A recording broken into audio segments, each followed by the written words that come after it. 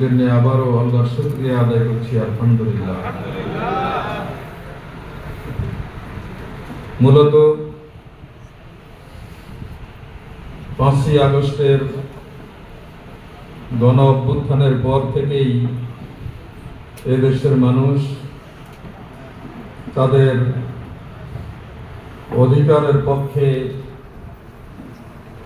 প্রকাশ্যে নির্দ্বিধায় কোনো ভয় ভীতি উদ্বেগ উৎকণ্ঠা ছাড়া কথা বলার সুযোগ পেয়েছেন।